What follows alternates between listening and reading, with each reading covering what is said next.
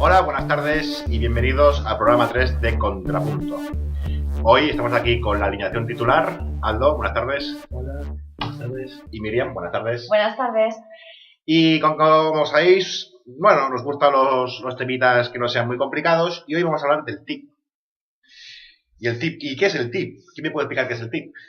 Bueno, yo voy a hacer una aportación de momento muy breve. Las siglas en inglés del TIP tendrían a decir algo como Acuerdo Transatlántico para el Comercio y la Inversión. Y yo solo quiero decir que con los yanquis hemos topado. Y personalmente no son santos de mi devoción. A ver, ¿tú cómo lo ves, Aldo? Bueno, esto tiene una historia anterior, porque esto también tiene base en el NAFTA.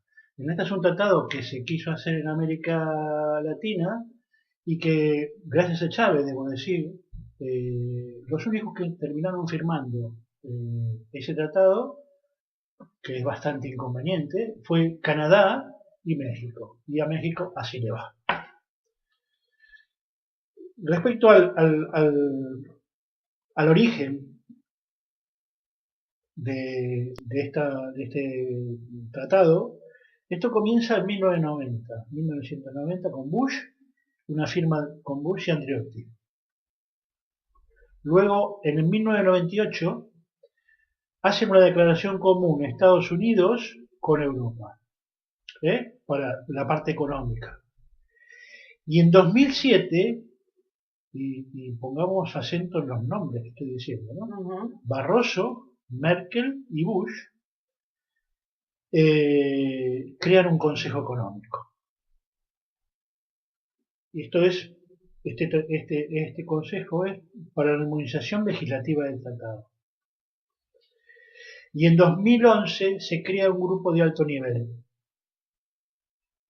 Eso es para reducción de obstáculos, para poder comenzar libremente con el tratado. Y en febrero de 2013, Obama, Van Rompuy ha sido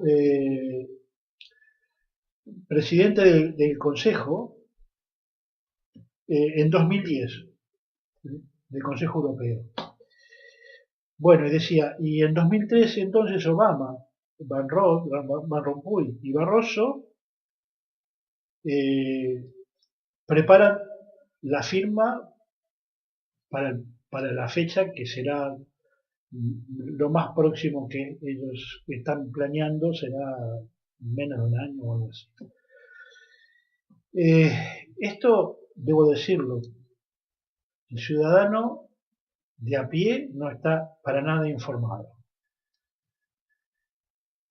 Y que se aprobará, el tratado se aprobará como una enmienda, sin enmiendas, es un tratado cerrado, que se aprobará con el 55% de los estados que representen al 65% de la población. Por tanto, esto es una iniciativa que se hace porque lo que podríamos pensar en una cosa lógica y democrática es que se haga un referéndum. Pero bueno. Tipo OTAN. ¿Referéndum tipo OTAN? Bueno, pero la gente puede creer o no creer. Pero este tratado es una constitución económica en sí mismo. O sea, va a venir a suplir las constituciones, las cartas magnas de todos los estados. ¿Por qué digo esto? Porque cualquier empresa que una vez firmado el tratado se vea perjudicada por los estados, podrá hacer el juicio del estado y ganar, porque lleva todas las de ganar. Porque en la directiva del tratado, en las directrices, lo que menciona es eso, que no se puede estar en contra de que una empresa gane dinero. O sea que es una constitución económica que suplirá a si la constitución tiene poco sentido en este momento, imagínate, o imaginémonos, en ese escenario lo que será la constitución.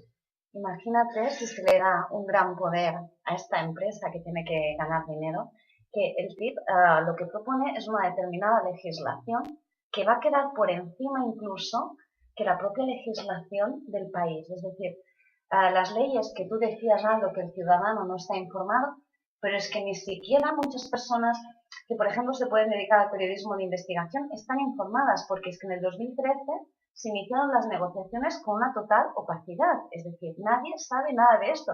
Desde luego no puede esconderse nada bueno. Por este mismo motivo, ¿no? Las leyes del TIP van a estar por encima de las leyes del propio país. ¿Vale? El TIP se va a constituir aplicando unas políticas neoliberales.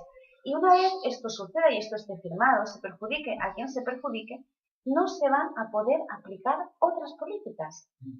Y todo esto que afecta de tal manera que incluso queda por encima de la legislación de un país, todo esto se está haciendo de una manera opaca, silenciosa y, como tú apuntabas, Aldo, no se va a someter a ningún referéndum ciudadano.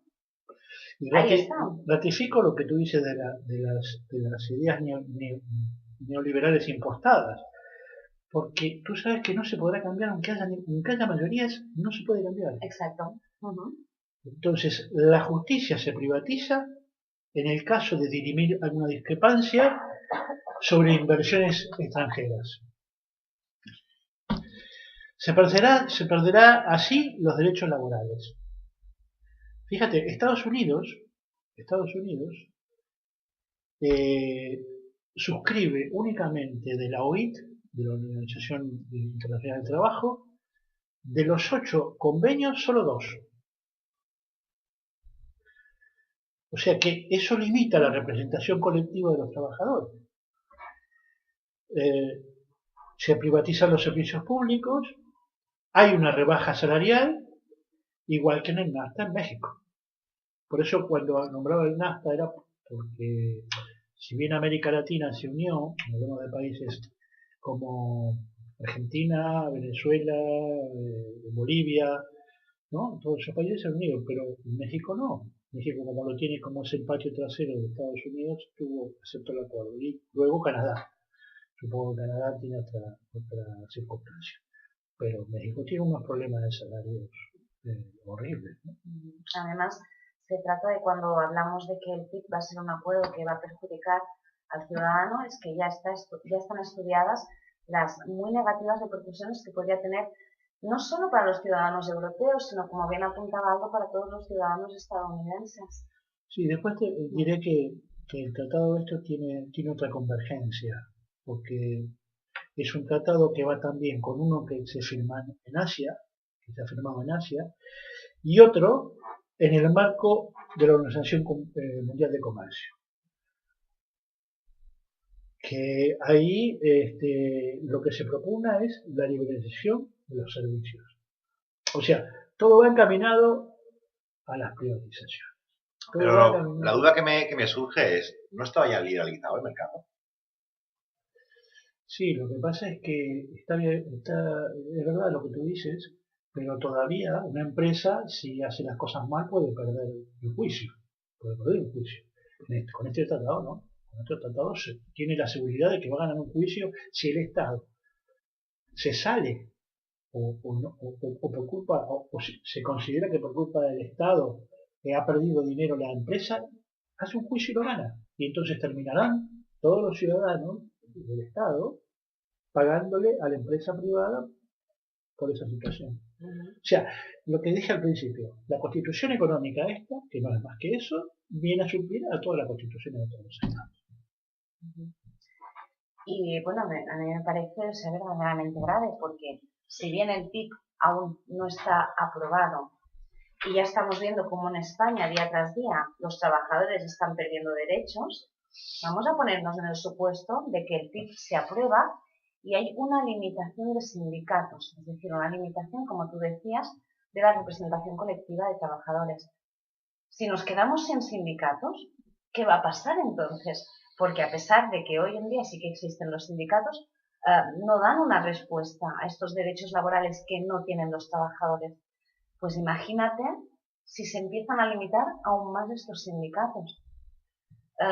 ¿Pensamos que no podemos ir a peor? Bueno, lamentablemente sí que podemos ir a peor, ¿eh? Siempre se puede ir a peor. Sí. Eso lo tengo aprendido hace muchos años. Sí. Pero lo que yo digo es que acá tiene que haber un giro en la política y cambiar lo que es en el Estado. Yo ya estaba escuchando algo que me pareció interesante. El Estado, la palabra Estado, tiene dos letras que significan permanencia en otras palabras. ST, Estado ST, ¿no? Status, Estado, institución, estatua, estabilidad, estructura, constitución.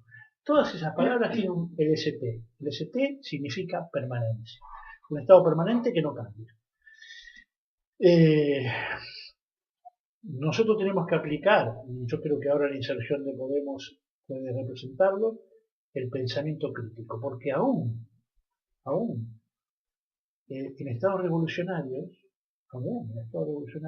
los estados no quieren cambiar, les cuesta mucho el pensamiento crítico, ¿no?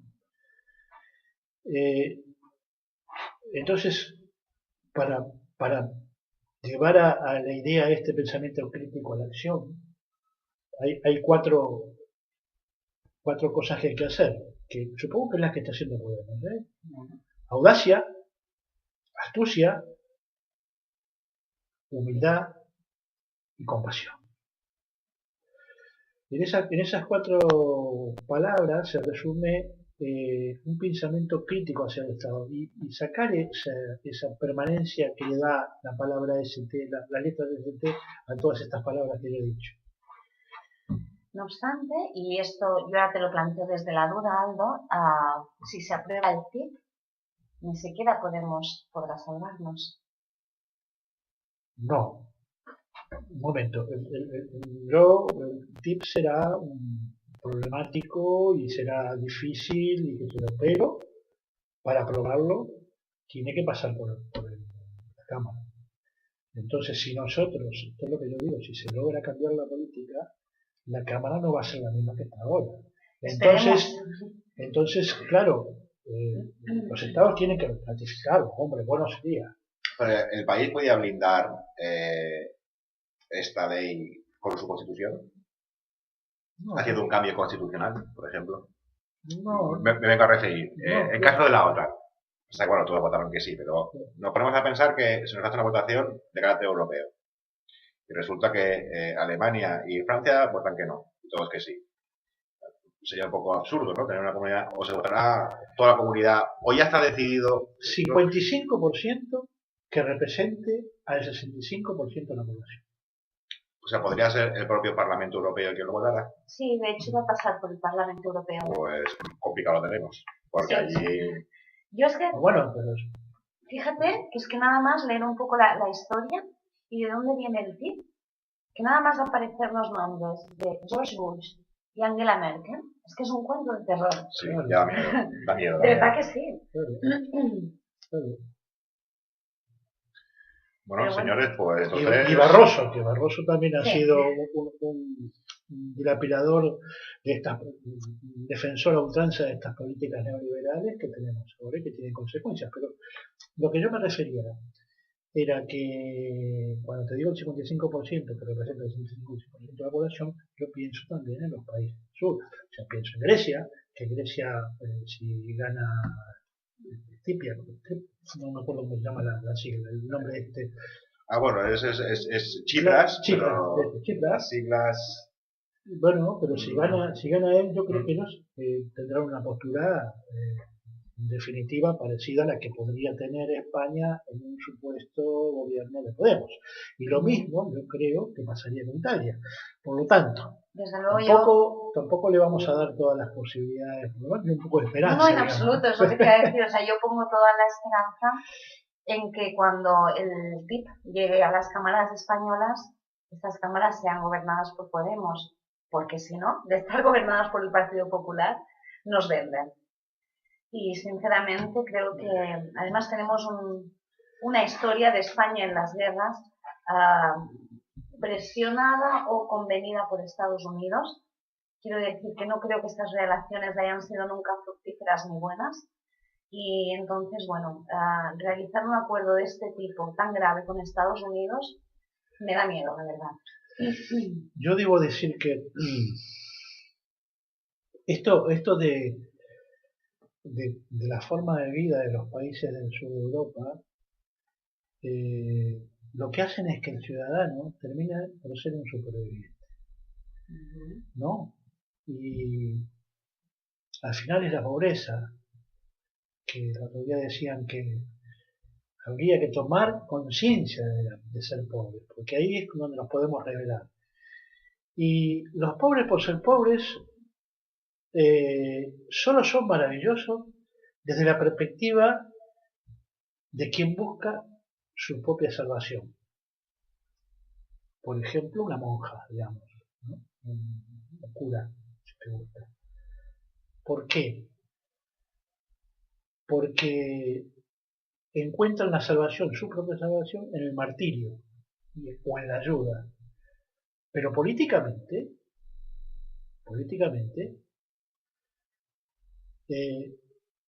los pobres, la pobreza es una injusticia.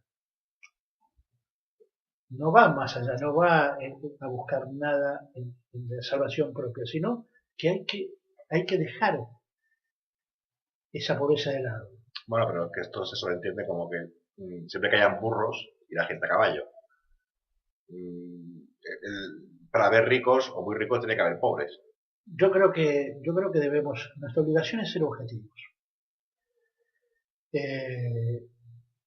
Lo que no podemos ser y nunca seremos es neutrales. Porque sí, cada cual tiene valores o una forma de pensar o ha sido entrenado de alguna manera para ver las cosas de una forma, la propia, ¿no? Perdón. Sí, pero yo entiendo perfectamente lo que planteaba Javi, y sí que es verdad que hay una fuente de pobreza importante, que es la riqueza, y más que la riqueza, la desigualdad extrema. La desigualdad extrema genera pobreza, y aquí se ve muy claro cuando en estos años en los que ha habido una recesión, la famosa crisis, ¿no? Hay un comercio que ha crecido un 25%, que es el comercio de lujo. Y esto nos indica que esta riqueza lo que está generando es pobreza en las clases medias y bajas, porque medias cada vez quedan menos. Entonces, siempre habrán ricos, sí, pero lo que no podemos dejar es que esos ricos amplíen la desigualdad entre ricos y pobres, porque en esta ampliación está el fomento de la pobreza. Esto está clarísimo. De todos modos, y esto hablando por los estados, yo pienso que los estados deben tener una condición que es muy importante, que es la legitimidad. Porque hoy en día podemos decir que Rajoy es un presidente que tiene fuerza pública, pero no es un gobierno legítimo. No, por supuesto que no. Entonces, la condición importante es la legitimidad. Y esto decía que el Estado es como un contrato social, ¿no? Por lo menos así tendríamos que verlo, como un contrato social entre todos, que hacemos algo para que nosotros mismos estemos mejor. Entonces sí, el Estado se entiende como que somos todos, pero no por la fuerza, ni siquiera por la verdad absoluta, porque esta verdad es discutible, y en tanto en cuanto es discutible la verdad, debemos entonces consensuar. Entonces el Estado sería una consensuación de la verdad, consensuar la verdad, porque hasta podemos hablar de que en algún momento la verdad puede ser una, y pasados los años la verdad es otra. Entonces, la única forma, no habiendo verdad objetiva, es consensuar la verdad. Que es un poco lo que se habla de las asambleas, ¿no? Cuando uno dice las asambleas, ¿qué hacen? Nos juntamos todos y cada cual desde su perspectiva va viendo tratando de llevar la decisión para su lado, pero llega un momento que la decisión es la de todos.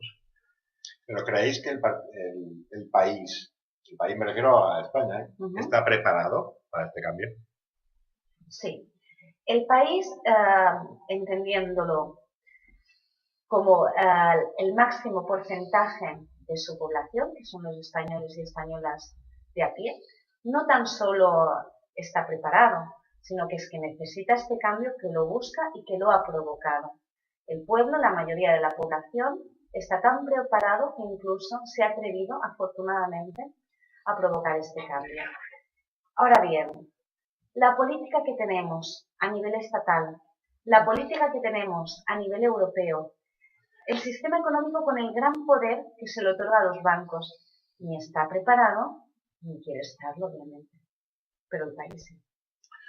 Bueno, para que no sea tan lineal el asunto, parece que siempre estamos de acuerdo, voy a disentir un poco Perfecto. con Miriam, porque sí que creo que vamos hacia eso y creo que será lo mejor, pero yo creo que no estamos preparados todavía para una horizontalidad. De hecho, lo de Podemos y un secretario general están demostrando que la fuerza va a estar un poco en esa cuestión, ¿no? Pero vamos hacia eso. Tenemos que tener ejercicio. Si hacemos ejercicio, si estiramos los músculos, seguramente terminaremos siendo asamblearios. Pero no nos olvidemos que para eso tenemos que tener la capacidad de poder escuchar al otro. Y eso va en el ejercicio, porque hoy en día tú te reúnes, ya más allá de cualquier asamblea, se reúnen 4 o 5 personas, todos piensan distinto y al final termina la nada. Entonces, yo creo que con el ejercicio llegaremos a lo que dice a mí, no tengo duda. Hombre, yo, si me dejáis opinar una cosita, también es cierto, si os dais cuenta, que claro, si dentro de la enseñanza ya no nos están enseñando a juntarnos, a hacer asambleas, a ponernos en grupos, ¿cómo vamos a llegar hasta ese punto de poder llevar un país por asambleas horizontal? Pues bueno. O sea, ¿creéis que ya está montada así la enseñanza por algo? Sí, a ver, efectivamente, la enseñanza, como ya decíamos en el programa anterior que hablábamos un poquito del control de masas, la enseñanza es aquella herramienta que le facilita enormemente el control de masas al Estado. Esto está claro. Entonces, esto habría que cambiarlo. Yo creo que sí que es posible, ya desde la enseñanza pública, inculcar unos valores más en la escucha, en el consenso, en la búsqueda de una verdad en conjunto. Pero claro, para que llegue esto, primero hay que cambiar el gobierno. Entonces, este sería el primer cambio, que es el cambio que yo decía que estamos buscando. Quizás no estemos preparados para una horizontalidad, pero estamos preparados para un cambio, lo estamos buscando. Entonces, yo creo que a raíz de que haya un cambio gubernamental, a partir de ahí se va a tener que cambiar la educación, porque efectivamente la educación es una programación del Estado. Yo el otro día, hace 2 días, escuchando a José Iglesias, que vino a hablar de municipalismo a Girona, él decía que el sueño de él, y lo que él pensaba sobre el poder y todas esas cosas, era que se diluyan las jerarquías. Esto dando un punto de apoyo a lo que dice Miriam respecto a la horizontalidad, ¿no? Pero no sé, porque siempre tenemos por delante a Maquiavelo, ¿no? Maquiavelo siempre... Claro, pero Maquiavelo siempre... Es importante la explicación que da él sobre el poder en la... Bueno, es que Maquiavelo siempre será mal interpretado. Pero bueno, lo que quiero decir es que, por ejemplo, hay una parábola, que es la parábola de Trasímaco, que figura en la República de Platón, donde Trasímaco le dice a Sócrates que el que tiene la fuerza es el que manda. Sócrates, con el paso de la conversación, lo va llevando a pensar que con la mera fuerza nunca se puede gobernar. Con la mera fuerza. No basta tener fuerza física. Para tener un orden de gobierno estable se necesita lo que dije antes, legitimidad. ¿Y cuál es la legitimidad? Es que la gente vaya siguiendo el curso de la política y vaya aceptando. Hoy lo que decía de Rajoy, ¿no? Rajoy el gobierno de Rajoy no es un gobierno legítimo. Hoy la gente, si pudiera echarlo a un precipicio, lo echaría a un precipicio. Y es eso, esa es la fuerza que le falta. Pero es que yo verdaderamente no entiendo por qué no se ha presentado una moción de censura a un partido que está gobernando con el programa electoral opuesto al programa con el que ganó. Es que por supuesto que no está legitimado. En el momento en el que no ha cumplido ni un solo punto del programa electoral con el que ganó, no puede estar legitimado. Y no entiendo cómo no se ha presentado una moción de censura. Porque esto es algo muy grave. Que tú ganes las elecciones con un programa y que gobiernes aplicando un programa contrario, Lo que pasa era es lo que, necesario para el cambio, quizás, para iniciar esto, porque esto ya no lo aguantamos. sí, es razonable lo que tú dices, pero una moción de censura con la mayoría que tiene el No PP, serviría para no nada. serviría para nada. Yo creo Correcto. que esto es básico. Demasiado tramayazos habría que hacer, ¿no? Pues bueno, señores, con esto dejamos aquí el tip y vamos a pasar a las noticias. Pero recordad, el cambio empieza en vosotros.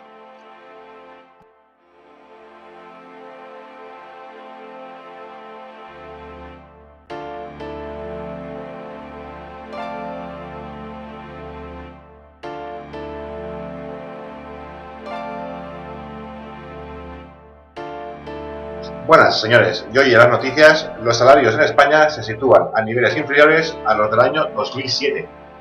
¿Qué os parece? Pues el que tenga salario, ¿eh?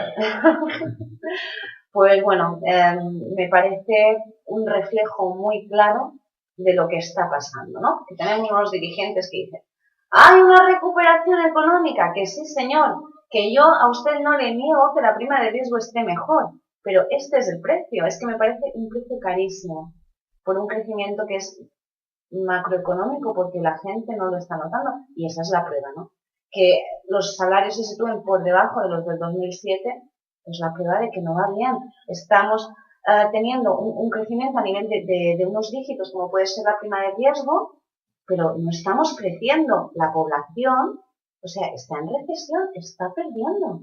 Bueno, esto lo que lo podemos ver bien claro es en el coeficiente de Gini, que marca la diferencia que hay entre las clases, ¿no? Lo insuficiente, lo terrible que está pasando. Esto de 2007 solo nos dice lo mal que lo hizo Zapatero y lo peor que lo están haciendo ahora. Entonces no hay el hilo conductor es que salvamos a la élite en contra de lo que le pasa a la gente que realmente no tiene recursos, ¿no? Sí, pero fijaros que, por ejemplo, acto seguido, os tengo que decir que la eurozona crece un 0,20 en el tercer trimestre. Un 0,20.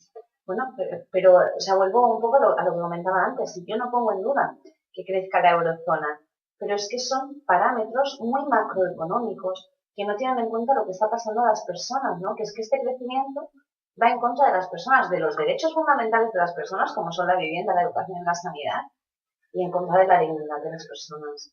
Bueno, esto es lo que decía yo el otro día respecto a la micro y la macro, ¿no? La micro, en España tú vas a un bar y ya sabes cómo está España. Entonces, claro, ese es el tema, ¿no? Bueno, pero me reconoceréis que en macroeconomía, hasta que no llegues a un punto, digamos, a 1, no a 0,20, a un punto, entiendo que eso es crecimiento.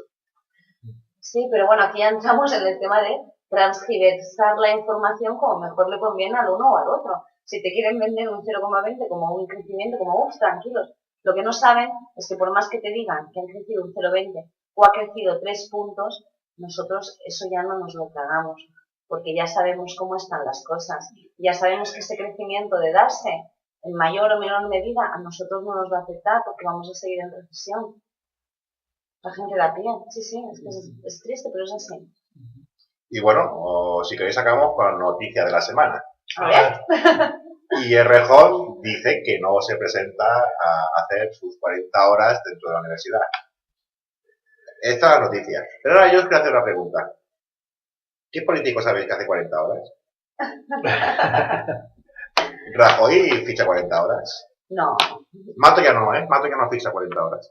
Hombre, en el país de Bárcenas, lo de Rejones, no solo que es una tontería, sino que ya se sabe que hay una mano negra y que no es precisamente el PP. Que no es precisamente, porque bueno, Málaga está en Andalucía y la presidenta de Andalucía es el PSOE, ¿no? La Susana Díaz, ¿no? Y yo creo que esto, llegado el momento, se va a saber, y yo creo que al contrario, Rejón lo que hizo fue ser sincero, decir que no podía, a partir de haber ganado Claro que Podemos, dentro de Podemos, él fue sincero y dijo que no puedo seguir con este proyecto. Pero él lo dice bien claro, cada 3 meses él tenía que presentar su proyecto, y si en algún momento hubiera estado en desacuerdo con que no estuviera presente, con que fuera de alguna otra manera, lo que se lo hubieran dicho. Yo creo que esto es, a ver, esto es una, ¿cómo le llamarían en los países? Una puñalada trapera. ¿Sabes qué es la puñalada por la espalda? Porque, a ver, como no hay argumentos para discutirle a Podemos, lo que le tienen que discutir, la forma de discutírselo es viendo cómo le hacen una zancadilla a cualquiera de los miembros del poder. Claro, le toca a la Monedero, y le toca también con el asunto que se dijo de Pablo Iglesias sobre que había 1.500 euros que no lo declaraba y toda esa cosa. Es una cosa que es algo que está fuera de lo político, ¿no? Yo creo que la política tendría que discutirse más con un nivel, con otro nivel. Tú, siempre en diputados, por ejemplo, ahora sale el Itumás, pero realmente siempre fue Itumás. Siempre. Bueno. Cuando estaba el socialismo en la presidencia o estando en el PP, siempre la oposición, el Itumás. Y siempre el poder que estaba de turno, el Itumás. Y así no hay posibilidad de discutir cosas que son bien para la sociedad. Bueno, yo no voy a hacer una valoración de la noticia en sí, porque creo que efectivamente la universidad ha abierto un expediente y esto aún está en vías de que haya una resolución definitiva. Pero sí que voy a valorar el papel de Rejón. Es decir, con los casos y casos y casos que ha habido de corrupción en el PP, creo que Mariano Rajoy tardó una semana o más en dar la cara. Y el Rejón ha dado la cara desde el primer momento y ha sido transparente desde el primer momento con los medios de comunicación. Es decir, que en el caso en sí no entro, porque ya hay un expediente en vías de resolución, pero sí tengo que valorar la figura de Rejón, pues me parece noble y transparente, porque está haciendo lo que ni siquiera el presidente del gobierno hace, que es dar la cara y actuar con transparencia. Entonces, en este sentido, no. El problema es que en este país, como todo es una desconfianza, porque fíjate, ahora hay algo que decía el intermedio Javi, respecto que ya Rus no será más el juez de la trama adulta, ¿no? Bueno, de eso y de otras causas más. Esta misma tarde lo acaban de sacar de la causa. Y bueno, ¿y uno qué puede sospechar? ¿Que el juez que entre va a ser pro qué? Ya de hecho sería hasta a mí me molestaría que me dijeran que sospechas de... No es que sospechen, es que vamos, que lo hacéis con alevosía y nocturnidad. Claro, porque si no lo dejarían a Rus, ¿no? Si no hubiera... Es más, si el gobierno quisiera mostrar transparencia, lo que tendría que hacer es dejarlo. Aunque no esté de acuerdo. Pues bueno, señores, con esto dejamos el programa de hoy. Invitaros a todos a que por favor nos hagáis comentarios dentro de YouTube y intentaremos responder a las preguntas que nos hagáis con toda la celeridad que siempre hacemos. Gracias y hasta el próximo programa. Adiós. Adiós. Buenas tardes. Y un abrazo y todo, ¿eh? Abrazos y todo ahí. Adiós. Adiós.